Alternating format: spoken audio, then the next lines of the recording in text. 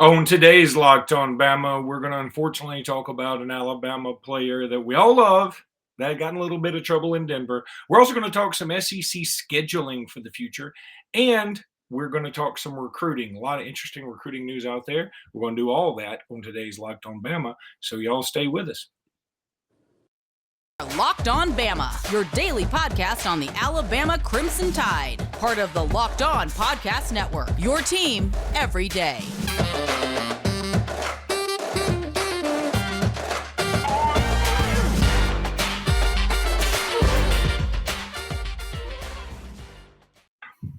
Hey, everybody, and welcome back into Locked On Bama. Luke Robinson, that's me. Jimmy Stein, that's him. Jimmy, how are you today? Doing really well. Little disappointed about that Jeudy news. Let's talk about it. Let's talk about it. First of all, I got to tell everybody that you kind of look like Skeletor right now. I mean, you got those shading on your eyes, and anyway. I don't exactly pay as much attention to lighting as I should now that I'm on TV every day, and I didn't even address or look at the light. I just sat down and turned this thing on, and yeah, I'm in the Tuscaloosa condo. At least, it's an Alabama show, and you are looking live at Tuscaloosa, Alabama, or at least the ceiling in Tuscaloosa, Alabama. Let's talk about Jeudy. Let's start there. What the heck happened, Jimmy? I don't know. What did? I mean, I know he's arrested. I know there's some sort of bizarre misdemeanor looking. It's a domestic charge, is what they said. So I assume that's domestic violence. But did he? It's not a felony, correct? Correct. Okay, apparently. That's good. Now, domestic. I have a lot of work experience with this in my former life. Domestic violence is basically a charge for anything that even includes destruction of property or vandalism of property belonging to someone you have been or are with in a romantic relationship with. This could be extraordinarily minor, though it probably doesn't reflect well on Jerry at all. But I always want to distinguish it because I did see some very serious domestic violence cases when I was practicing law, and the felonies are reserved for physical contact with injury, and those are, in my opinion, almost always deserving jail time, prison time. But it obviously doesn't appear to be the case here. It's some level of misdemeanor. Whatever. Boy, you just hate to see it, especially when one of his running mates from Alabama and Henry Ruggs in his class has already gone through some pretty horrific stuff in his own right. I mean, you would think that Henry Ruggs alone would be enough for anybody from Alabama, therefore close enough to the situation to know to toe the line for several years. And just, it doesn't matter what it is. If it's a speeding ticket, pay the fine. If it's you destroyed somebody's property by accident, but you were like, I didn't think it was really my fault, pay the fine. Do whatever you got to do. Just stay out of the limelight this way. And I've always said this, Jimmy, that the NCAA in its infinite wisdom is always tried to put the student and student athlete. Well, that was cool back in the 1800s, back when that was really what it was. It's not that way anymore. So what I've always said is that, especially now with NBA players and only staying 1 year and football players staying 3 years, that they should be allowed to take classes like financial management. And I'm not talking about banker level shit. I'm talking about, hey, when you get a huge check, you don't spend it on beer and women immediately. I know that is an old political joke, but that's not what you do. You put some of it in the bank. Now, if you want to spend some of it on a nicer car, go for it. But here's how you really manage money in a Dave Ramsey-esque fashion. Take classes about public speaking. Take classes about manners. Anything like that. You skip English. Skip 18th century English. Skip history. I skip math unless it's counting them dollar bills. Just don't worry about all the classes we had to take as regular human beings. Will Anderson is a freak of nature. He should not have to take the classes I have to take because he's going to make a bunch more money than I'll ever make in 2 years playing professional football. So he should take classes related to that. My point is that guys like Henry Ruggs and guys like Jerry Jeudy, no matter what Jeudy did, and we don't, as of this recording at 4:35 on Thursday afternoon, we don't know what he did yet. Whatever it is, I feel like he should have been educated on things not to do, at least had a semester's worth of classes about shit not to do. That should be the class. Shit not to do 102.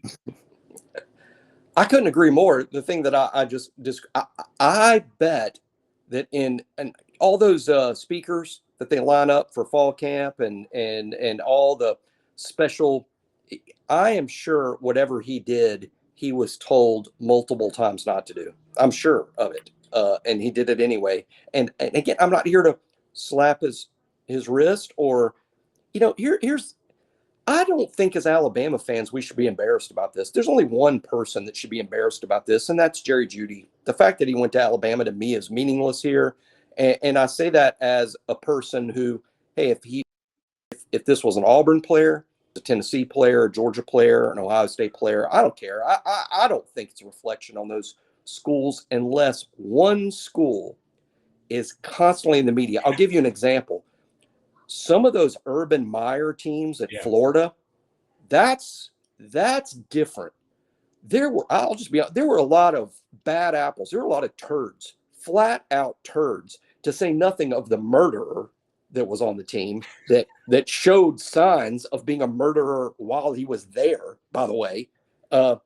They actually had a class called "How to Get Away with Murder." I think when what's his name was there. Well, he must have slept in that day because he didn't get away with shit. He only took half the class because he only really got away with it for a little while. I'm just saying that's an exception because there were some exceptionally bad dudes and too many of them in that brief period of time. And maybe I think Tennessee in the 90s might have like that. And we've had our share of guys that have done some really bad things and not just misdemeanors. I'm just saying this. As fans, I used to, when I was younger, this would happen. I'd go, oh no, don't make us look like this. And now that I'm older, I'm like, who's us? And it's certainly not me and you. And it's not Locked on Bama.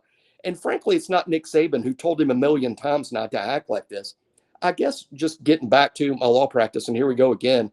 I saw a lot of good parents who had kids that did bad things, and I refuse to believe it's reflective of their parenting. It's just shit that happens, and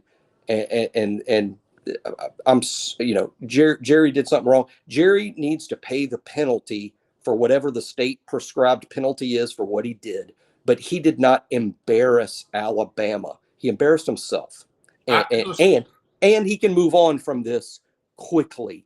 It's not like he went and murdered 1,700 people like Aaron Hernandez did. I agree with everything that you said, and I'm all for Jerry Jeudy paying a penalty. I will say this: it's okay if you're an Alabama fan to be embarrassed a little bit, just like it's okay for me to celebrate when Jerry Jeudy catches a long touchdown pass next year from Russell Wilson. I feel like those two things do sort of go hand in hand, and to a degree. Good point. But my point is, again, the NCAA has always said, well, we want to make sure they have the student experience. And I'm like, college is supposed to get you ready for your future. Jerry Judy's future this whole time. And let's take J.D. Davison. J.D. Davison was going to stay at Alabama for 1 year. The only classes he needed to take were coaching basketball, like legitimate. I took it at Alabama because it was a crip course. He could take it and actually learn something. Or he could take, simple financial management, like about how much you owe in taxes every year if you make X amount of dollars. I'm talking about simple rudimentary stuff. I don't want him doing my taxes. I just want him to know what's coming when he gets that first big paycheck. And I think that that's fair. And how to deal with the media. What a great class that would be for some of these guys. How to deal with, the class on social interaction, a class on what friends not to have. Aaron Hernandez being number one. I've got a great story when we come back from break about classes to take at Alabama like this. And this may be one you haven't heard before. You've heard a few of my stories, but I got a couple actually. And as soon as you said it, I'm like, oh my gosh, I remember these are good. These are good. These are near Luke level stories. I'm not going to overhype it. Near Luke level stories. All right, we'll talk about those when we come back. I got to tell everybody about Built Bar. There's birthday cake puffs now. Bum, ba-da-da. Imagine dipping your finger into that plastic tub of birthday cake frosting. I don't have to imagine it. I literally buy frosting and eat it with a spoon occasionally. And then opening your eyes and realizing it was only 150 calories. I've never done that before, but it sounds like I'm about to when I get these birthday cake puffs. That is what it's like to eat one of these birthday cake puffs from Built. Go to built.com, use promo code LOCK15, get 15% off that order. I'm telling you, I got some birthday cake puffs on the way. They always send us samples. I know they're coming, and I can't wait to try them and tell you all about them. They're only 150 calories, 16 grams of protein, only 9 grams of sugar. This limited time flavor is an amazing option if you are looking for a healthy way to get flavor and variety in your day. And I know that you're like me and you dig icing, but you don't want to weigh 600 pounds. I'm telling you, this is the thing to get. Built Bar, go there ASAP. Go to built.com, use promo code LOCK15, 15% off that order. Built.com, LOCK15 for 15% off that order. You know, Jimmy, we were talking about losing weight, and I want you to tell your stories. But I just talked to a friend of mine up the street who's watching my daughter for a minute while her boys are playing while I'm doing this podcast. And I said, "Man, you've lost some weight." And that's always a dangerous thing to tell a woman I know, but I find it like I find that they're usually 90% of the time happy to hear it. Like, Yes. Well, if they're putting in an obvious physical hard work effort to do that, anyone should be commended for their hard work and whatever it is that they're doing. And if someone's working their ass off to do that, I bet they appreciate the acknowledgement. Like, wow, man, you are putting some work in, and you look great. Well, so she did, and she said, I have been working out more, but also got that cryogenic freezing cryotherapy thing. And I was like, oh my God, I got that worked that well. And she was like, yeah, I'm going to get it. I'm not, people say to me, I'm thin all the time. I'm not, I'm really tall and lanky, and I have a pretty good sized gut for a guy of me. And I also have this double chin, which bothers the crap out of me while I'm watching myself do this podcast. Like, it feels like I'm talking with two mouths. Like, there's one here and there's one here. I'm like Alien. I got one mouth and then another one shoots out from the center of the other one to eat birthday cake icing. But so I might be doing cryotherapy, and if I do, I'll have a whole pod on that. All right, Jimmy, tell us your stories about Alabama Crip courses.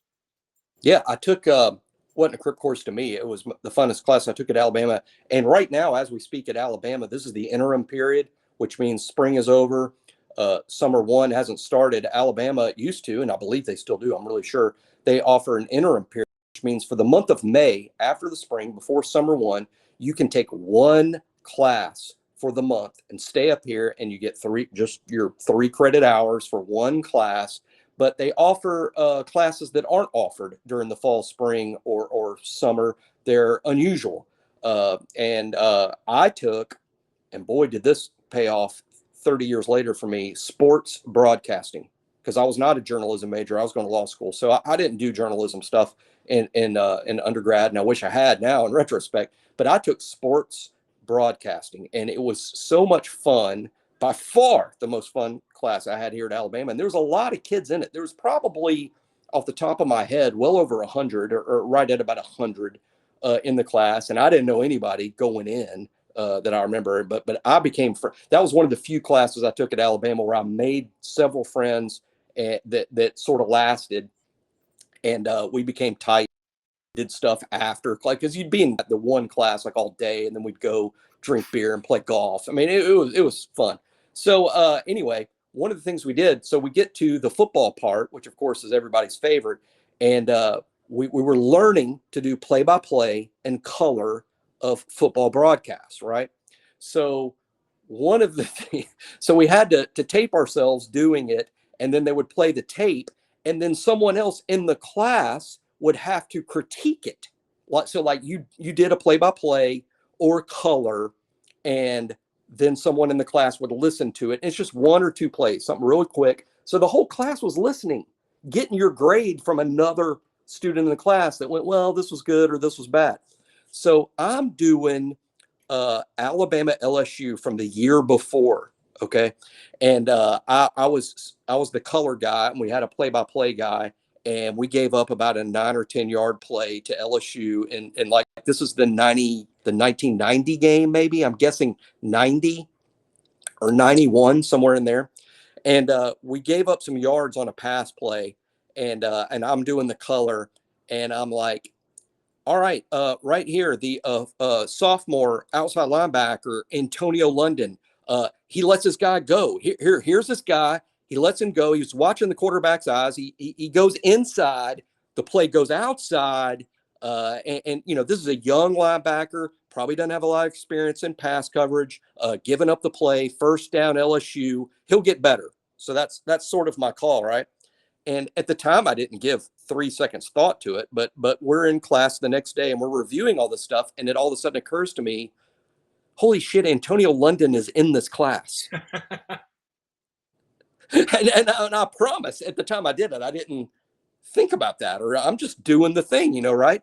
So they play the clip in front of everybody. I mean, this is the plays up on the screen. It's my voice. It's the play-by-play guy. And then the professor points at somebody to critique it. And he, of course, because apparently he hated me, said, Antonio London, what did you think? And I wanted to run out of the class. I couldn't believe this happened. But to his credit, and what a nice guy. And of course, I didn't know him. He was not one of those guys I was drinking beer and playing golf with after class. But he was like, he was not. But he's like, yeah, this was pretty professional. And I remember him saying this, patting myself on the back. I remember him saying, yeah, this guy must watch a lot of football.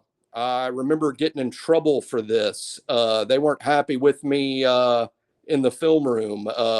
Yeah, he's pretty good at this because the coaches were mad at me too. And then so the professor's like, great, I'll stand up. And I'm like, no.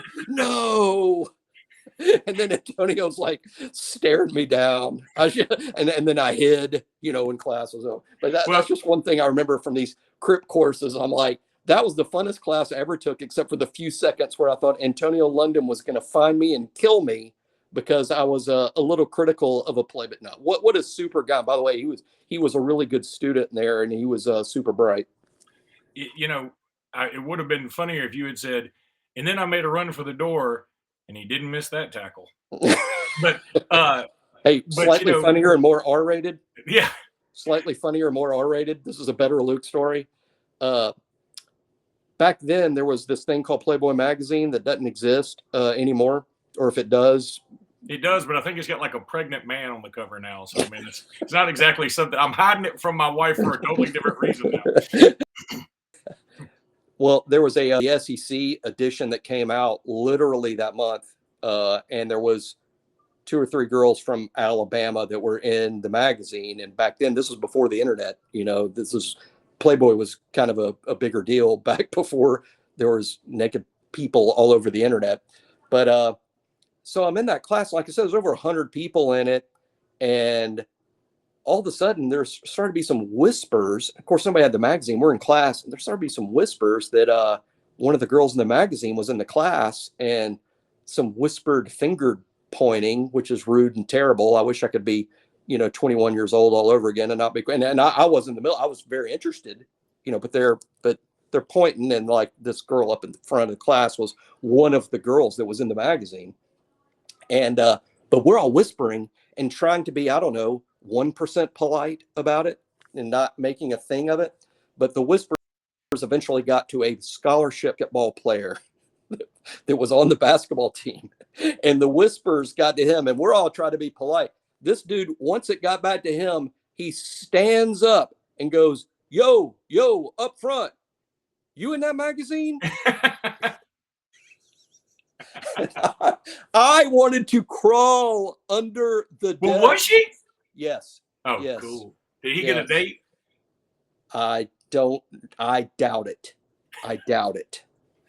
She laughed it off, and she's probably telling the same story to her therapist today. And by the way, I wouldn't say know her, but before and after, and she was the nicest, most polite. She was great. And hey, that's her decision. But anyway, I was just like, Man, everything that happened to me at Alabama happened in that 1 month class in the interim. I mean, It's a big month. there's other things as well. Like when I went to law school and I knew one person and we're pointing at each other across the room on the first day of law school, and I'm like, sports broadcasting at Alabama. And we're still great friends to this day. So That's funny. All right, Jimmy, let's take a break. When we come back, I want to talk really quickly about SEC scheduling, but also drop a few recruiting nuggets from your boy Joseph Hastings there on 3, who's thrown them out there. But right now, I need to tell everybody about BetOnline, because BetOnline is the place to go when you want to get that bet in. I always tell you about it. Our partners at BetOnline continue to be the number one source for all your sports betting needs and sports info. Find all the latest odds, news, and sports developments, including this year's basketball playoffs, Major League Baseball scores, fights, and even next season's NFL futures. BetOnline is your continued source for all your sporting wagering information, from live betting to playoffs, esports, and more. Head to the website today or use your mobile device to learn more about the trends and actions. BetOnline is where the game starts. All right, Jimmy. SEC scheduling. It's ACC is kind of switching some things around, which has led everybody to talk about what's the SEC going to do. Surely to goodness, they're going to go with the pod system of some. Now, they may not call them pods, but I think what they'll do is Alabama's permanent teams will be something like Auburn, Tennessee, and Mississippi State, Auburn, Tennessee, and Vandy, Auburn, Tennessee, Ole Miss. They don't need to do Auburn, Tennessee, LSU permanent for Alabama. That's agreed. It would be unfair. I don't think that's fair. And I know people say, well, Alabama's so much better. Why are you worried about anything? Well, because me and you, Luke, we're old. People that listen to this show are young. They have a lot of vitality. The only coach they've ever known is Nick Saban. And to them, to so many of our great younger viewers, Alabama has been some version of the 1927 New York Yankees for years. Well, me and you are old, and we can remember when it wasn't always this way at Alabama. We can remember when Auburn was actually sort of the 80s team of the decade. And then Tennessee was sort of the 90s team of the decade. And these things cycle around, and we don't know what's going to happen in the future. But if in the new SEC scheduling, Alabama is ordered to play permanently Auburn, Tennessee, and LSU, it's a little unfair because those 3 teams historically are really good. They're going to be good again, maybe all at the same time. I think it's more fair in terms of everyone in the league should be treated the same. Alabama should not be penalized for how good we've been for 12 years. I think it should be Tennessee, Auburn, and Mississippi State. That's who Alabama should play every single year, and not LSU under what's being now.